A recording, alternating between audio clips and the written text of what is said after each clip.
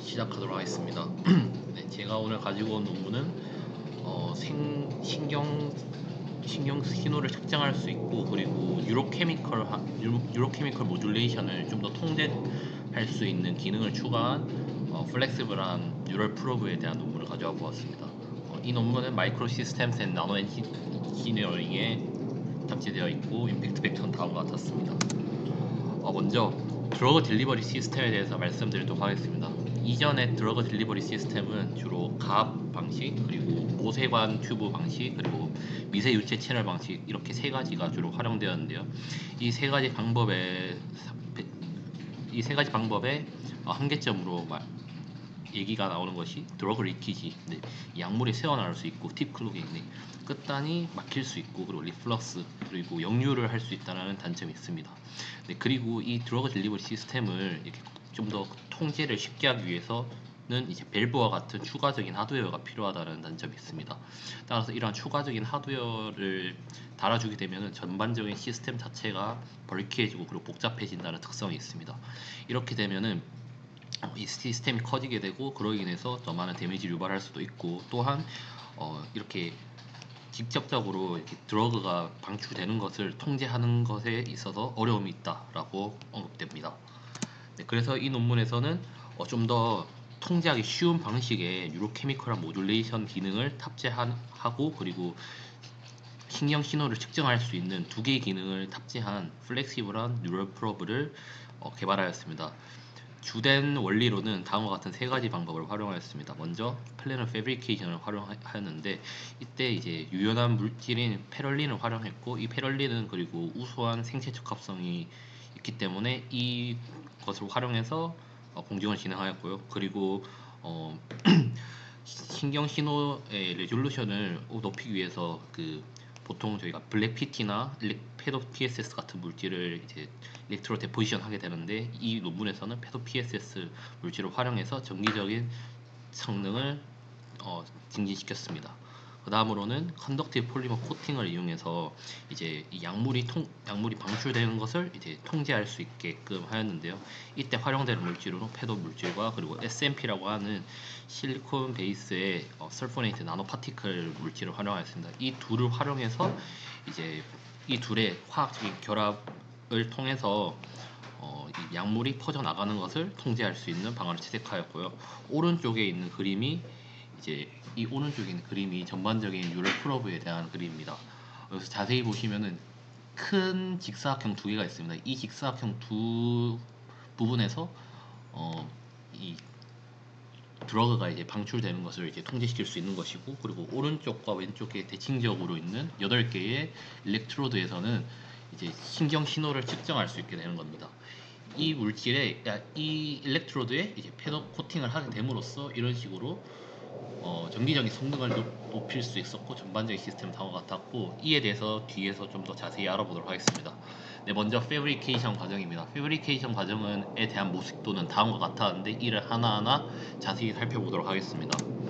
먼저 A에서 C 과정을 먼저 한번 살펴보도록 하겠습니다. 먼저 웨이퍼를 준비하고 클리닝 과정을 거치게 됩니다. 그러고는 이제 CVD 방식을 활용해서 패럴린을 이제 데포지션을 하게 됩니다. 그리고 이제 여기서 중요한 거는 이제 리프트 오브 프로세스를 활용하기 때문에 먼저 마스크 리소그래피를 거치게 됩니다.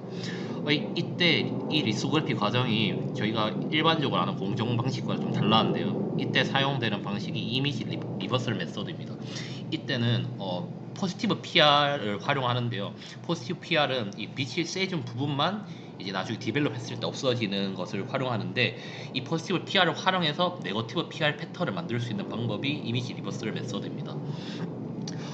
이를 왜 이렇게 하냐, 그냥 네거티브 PR 패턴을 활용하면 되는 것이 아니냐라고 할 수 있겠지만, 이 포지티브 PR은 이 빛이 받은 부분만 딱 없어지기 때문에 네거티브 PR에 비해서 레졸루션이 좋습니다. 그래서 이 좀 더 패턴이 정교하게 나올 수 있다는 장점이 있습니다. 이 장점을 유지하면서 네거티브 PR 패턴을 만들기 위해서 이 공정에서는 다음과 같은 이미지 리버설 메서드를 활용했습니다. 그렇다면은 어떻게 이것이 가능하느냐를 말씀드리겠습니다. 이 PR의 구성 요소 중에서 감광제라고 하는 것이 있습니다.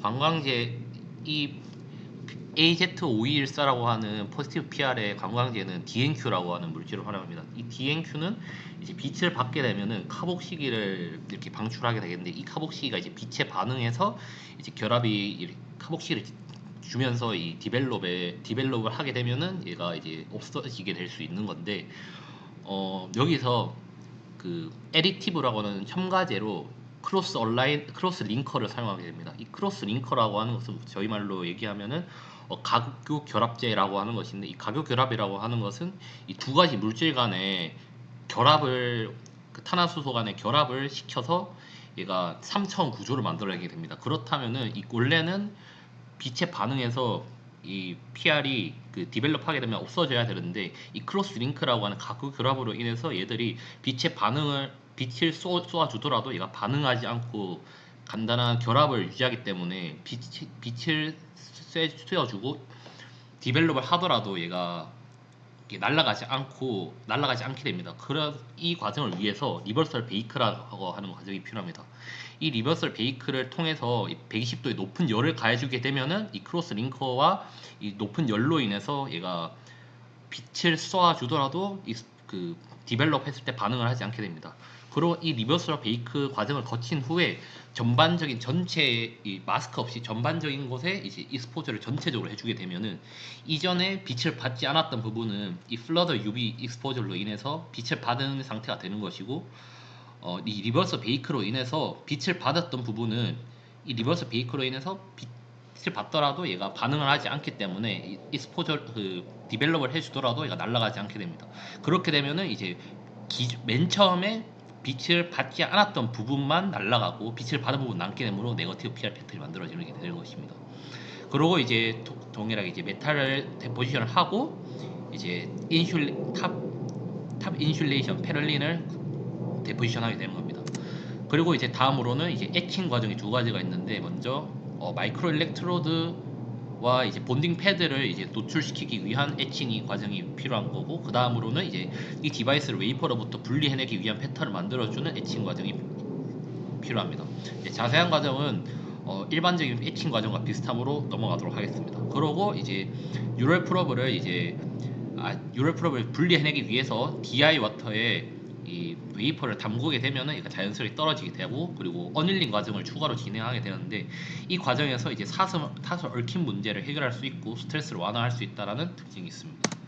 네, 그 다음으로는 이제 패도 PSS 물질을 일렉트로 데포지션을 함으로써 이제 전기적인 성능을 높였다라는 것에 대한 실험 결과입니다. 일단 왼쪽을 보시면은 위쪽이 이 코팅을 하지 않은 거고 밑에 쪽이 코팅을 해준 부분인데, 육안으로 자세히 보시면은 아래쪽 부분이 좀 더 표면이 거친 것을 확인할 수 있습니다. 표면이 거칠다는 뜻은 이제 표면적이 넓어졌다라고 이해해 주시면 될 것 같고, 이로 인해서 이제 저항이 임피던스가 이제 전기적 임피던스가 감소시킬 수 있다라는 원리입니다.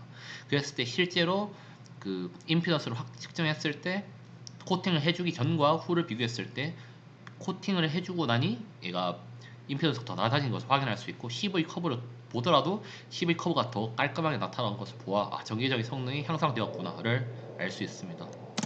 그 다음으로는 이제 마지막으로 이제 이 약물 방출을 하기 위한 컨덕티브 폴리머 코팅에 대해서 설명드리도록 하겠습니다. 이때 사용되는 물질이 패덤 물질과 SMP 물질입니다. 일단 기본적으로 패덤 물질은 컨덕티브한 폴리머라는 특징이 있는데, 얘가 중성인 상태에서는 얘가 전기적인 특성을 띠지 않습니다. 따라서 이 패덤 물질을 전기적인 산화 과정을 거치게 되면은 얘가 양이온 포지티브 차지로서 기능을 하게 됩니다. 그렇게 되면 얘가 우수한 전기 전도성을 띠게 되고, 그리고 SMP라고 하는 물질은 기본적으로 음전하를 띠게 됩니다. 그리고 얘는 생체 적합성이 우수하며 그 서페이스 에리아가 크기 때문에 더 많은 양의 드러그 용량을 저장할 수 있다라는 특징이 있습니다.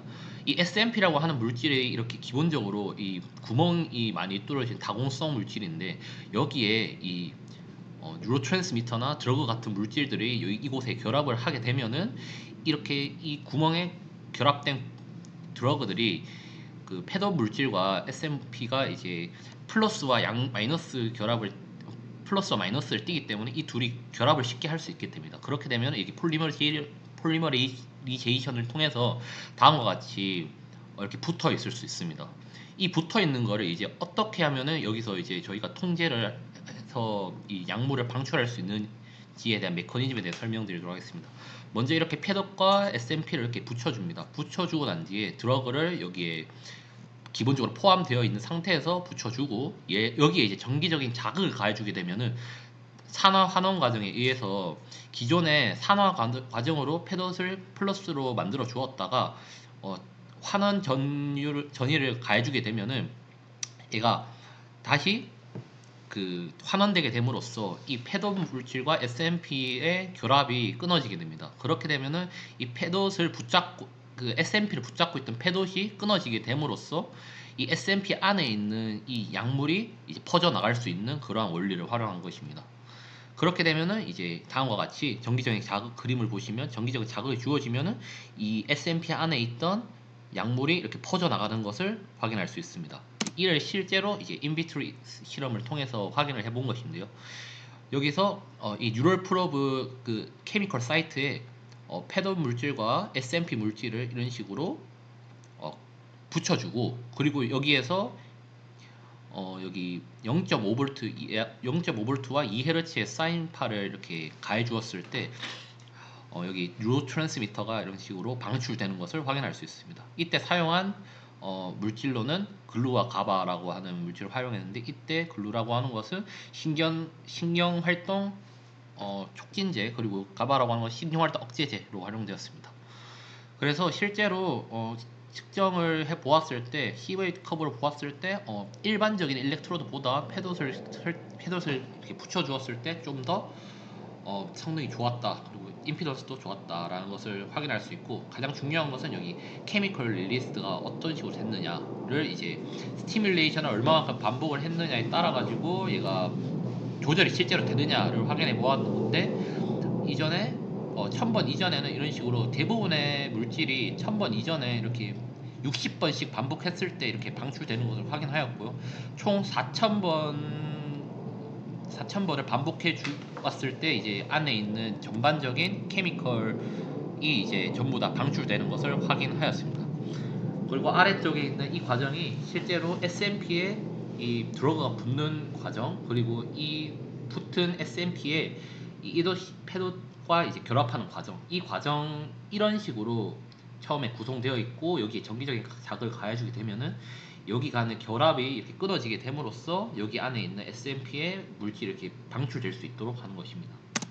네, 이를 이제 실제 인비보 실험을 진행해 본 결과 첫 번째, 두 번째, 세 번째 결과가 있습니다. 이 첫 번째, 두 번째, 세 번째 결과는 이제 각각 이것은 이제 드러그를 넣지 않은 부분 그리고 이 부분은 이제 신경 억제제를 넣은 거 그리고 여기 신경 활동 촉진제를 넣은 부분입니다. 그랬을 때 이를 스파이크 레이트로 이제 비교를 해 보았을 때 처음 베이스라인 아무것도 안 해준 것과 이제 약물을 넣지 않은 부분은 확인해 보았을 때 둘은 서로 연관이 없었다라고 이해가 됐고 그리고 이 부분은 이제 신경활동 억제제를 넣어 주었으니까 실제로 스파이크 레이트가 감소한 것을 통해 신경활동이 억제된 것을 확인할 수 있습니다. 그리고 신경활동 촉진제는 넣었을 때 스파이크 레이트가 이전보다 확연히 늘어난 것을 확인할 수 있으므로 신경활동이 촉진되었다라고 이해할 수 있겠습니다.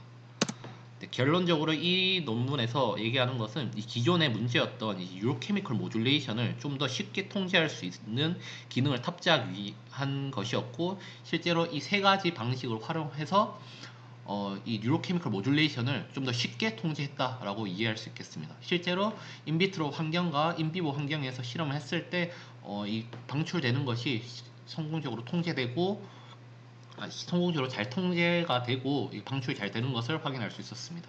이 논문에서는 이제 유연한 물질에 이런 식으로 드러그가 이렇게 방출되는 것을 조절할 수 있는 것과 그리고 기존의 SMP 물질을 활용함으로써 기존의 이제 탄소 나노튜브 같은 것을 통해 활용되었던 것을 SMP를 활용함으로써 더 다양한 종류의 약물과 더 많은 양의 약물을 이렇게 저장할 수 있는 능력이 있다라는 것을 보여주었습니다.